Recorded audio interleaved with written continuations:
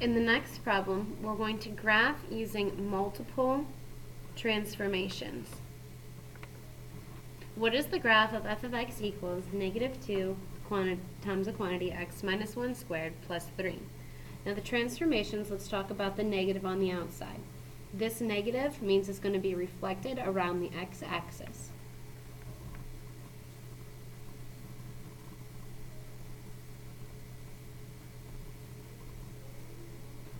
That just means it's going to look upside down. The 2 on the outside means that it is vertically stretched by a factor of 2. The -1 on the inside stands that it will move to the right, and we're going to say translated to the right 1 unit. And the +3 on the outside states that it's going to be translated up 3. So it's going to look upside down, it's going to look like it's been vertically stretched, it's going to move to the right 1, and it's going to move up 3. The vertex is the opposite of what's with the x, +1, and what's on the outside, a 3. Make your XY chart. Put your vertex in the middle, and surround your vertex by the points that correspond. So a little lower than 1 is 0 and -1. A little higher is 2 and 3. Plug those into the original problem.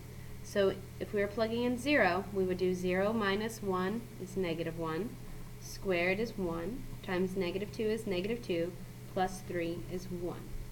You're just plugging in your values. If you plug in -1, you get -1 minus -1 is -2.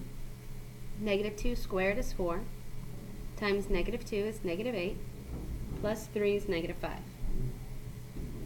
Those are reflected down here. We did do them correctly. If you ever weren't sure, just plug them in and see if you get the same thing. Plot your points. -1, -5 is left 1, down 5. 0, 1 is over 0, up 1. 1, 0 is right 1, up 3. Excuse me, 1, 3 is right 1, up 3. 2, 1 is right 2, up 1. Did 0, 1. 0, 1 goes here, excuse me. 3, -5 is right 3, down 5. Make sure your points look like they make a perfect upside down U, which they do. And you have your graph. We may as well do the got it as well. In the got it question, it's all multiple choice. It says, what are the steps in transforming this particular graph? Well, let's talk about the -2 on the outside. That's going to reflect it around the x-axis. The 1 on the inside is going to move it, so that one's going to reflect. This one's going to move it to the left because it's a +1. This one's going to move it up.